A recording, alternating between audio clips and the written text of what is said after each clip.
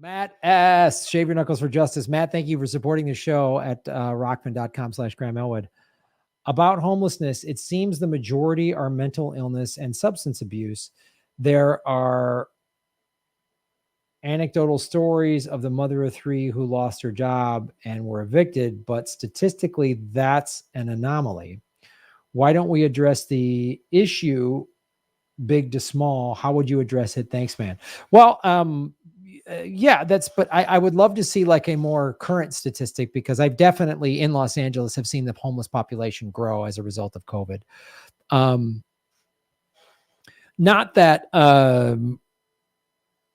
the people that are on the streets because they're suffering from mental illness or addiction, and a lot of people are suffering from mental illness and they're self-medicating with street drugs. That shouldn't be overlooked. I mean, you bring up a good point, whether it's somebody who lost their job and just has to live on the street, or somebody who's been, discarded by our medical system. Because again, I would imagine the majority of the people that are on the streets that have severe mental illness or drug treatment, they can't get or a drug addiction. They can't get the treatment. That's why they're on the streets, which again, just shows you our broken healthcare system. Right. And regardless of the reason somebody's on the street, nobody wants to be there. I mean, who wants to live on the street? I mean, so the solution, I think, is the one that I've talked about at great length, but it always bears repeating until it's completely implemented nationwide, which is the Homeless First program, which they did in, I believe, Finland. Finland about 5-10 years ago had a really bad homeless problem. And they realized here's the trap the homeless are caught in is want to get a job. To get a job, you have to have an address. And to get an apartment, you have to have a job. Right? So they're caught in that loop. So what they did with the Housing First is they didn't just build shelters with cots, which is a temporary solution. It does not fix the problem. They put them in housing, and they didn't just put them in there and go, you're on your own. They put them in housing, and they had counselors, drug treatment, mental health professionals, got them cleaned up, any health issues, be they mental health or physical or whatever, got them clothes, let them have an apartment, a shower, a residence, gave them job training. And two huge things came out of there. One, they had an 80% success rate. That means 8 out of every 10 homeless people that came into these Housing First programs in Finland got out and back on their feet. Got the treatment, got the drug treatment, got the mental health, what they needed, the physical, and had an address, got a job, and were able to go get their own apartment and sign a lease and really be back into society. So they only had 20% of the people just didn't want it. And that was probably because my guess would be that 20%, this is just my guess, I don't know, would be that it's the people who are struggling with addiction. Because there's people out there and addiction sucks, and you get hooked on heavy drugs. And I know people who've gone to rehab a bunch of times, and their family is at interventions, and they've lost everything. And the drug addiction is so, so powerful, especially if you couple that with if they had any sort of childhood trauma, then facing the pain of childhood trauma in some cases for some people is worse than being an addict. And that's the sad reality. But 80% success rate is amazing. That is amazing. So you take whatever the number is now, probably 50,000 homeless people in Los Angeles. That means if we did this correctly, 40,000 of the homeless population would be in homes and back into society. Now, 10,000 is still not great, but 40,000 people, giving them dignity in lives. And this is the other statistic. So the 80% success rate. The second one, this is the most important one. I think they're both important, but for the how are we going to pay for it crowd, it's cheaper. They did the study. It's cheaper to do Housing First, because currently, think of all the money that's spent. You see all these tent cities in LA and cities all over the country. And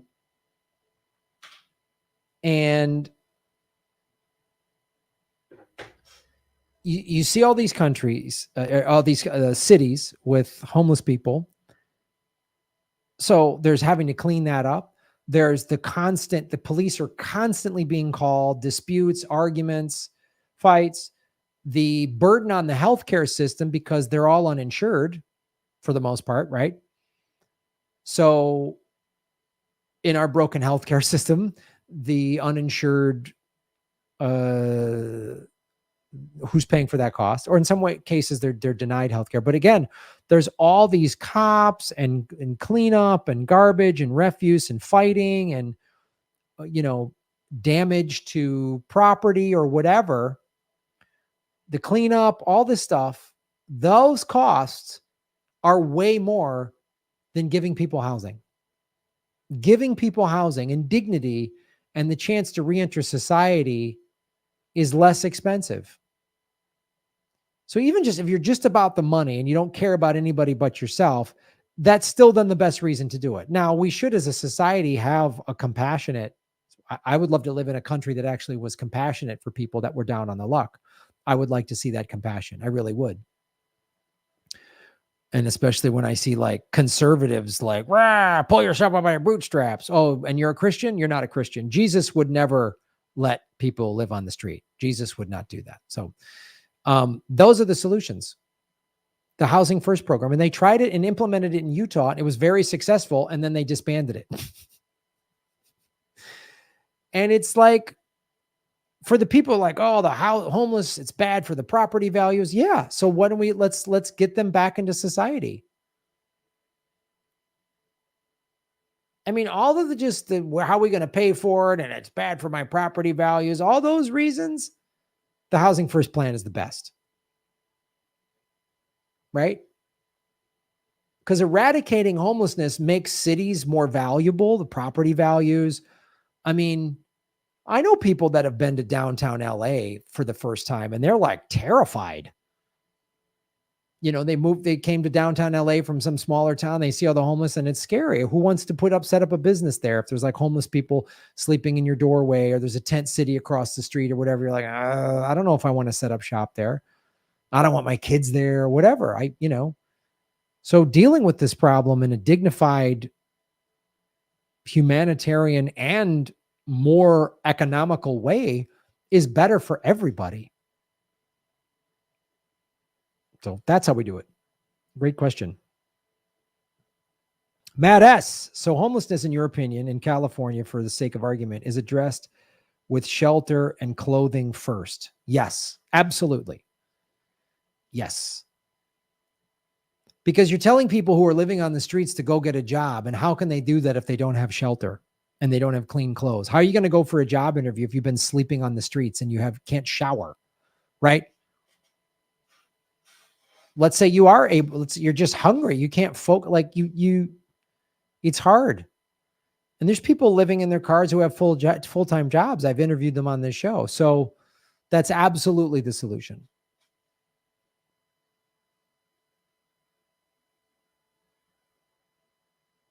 Yeah. So you're asking great questions, Matt, and I hope that helps. The reason I bring this up, because it's been proven to work. They proved it in Finland. They proved it in Utah and then disbanded it because God forbid we have a good solution that actually helps people in America. Or some corporation, well, we can't profit from this, so we're out. Or I don't know what the reason, a developer came in and I don't know who got rid of it. Some religious person said, this isn't right for America to treat people with dignity. Yeah, because think of all the things you take, you and I, any of us who just have a job in an apartment and you go out looking for a new job, right? Let's say you want to get a new job. Well, you have an apartment, you can show up, showered, shaved, clean, nice, presentable clothing. You can type up a resume, whatever. You have access to the internet. They're like, email us your resume, email us your references. You've been living on the street. You've been battling addiction or mental illness or whatever, or even just living on the street.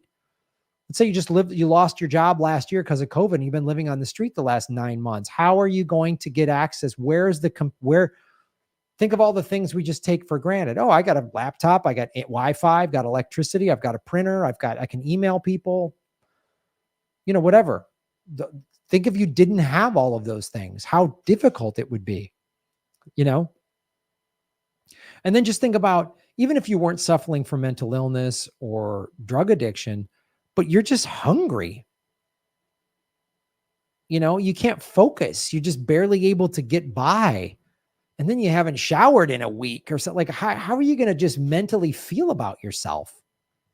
You know, like, so we take a lot of those things for granted when we live in, you know, have a decent little apartment and, you know, even a car or just access to public transportation and a smartphone, you know, to just like set up the job interview. How can you go set up the job interview? Everything's done online now. If you don't have access to the internet and you're living on the streets, how are you going to go get the job interview? Again, all right, so you just walk into a store that has a help wanted sign. Maybe it's just some basic job like, you know, cleaning up the store, you know, whatever, being a janitor or something like that. Okay, again, they're going to want an address. They're going to want references. They're going to want past employment. How do you show all that? You know see what I'm saying? That's why shelter and clothing and job training and mental health treatment and healthcare, drug treatment, all that stuff, which this country can absolutely afford. We just spent $3.5 trillion wasting money and lives in Afghanistan for the last 20 years. What if we would have spent that money on homelessness? It'd be over, you know? When I was in Moscow and St. Petersburg, when I was in Russia, the number of homeless I saw, I could count on two hands. Moscow is a city of, I don't know what, 20, 30 million. It's a massive city. Everyone's taken care of. And the only thing I could really see from the homeless there, they were like alcoholics. They were just, the disease of alcoholism was crippling them so hard that they just didn't want help and they wanted to drink in the park. But that's a country that takes care of people, you know?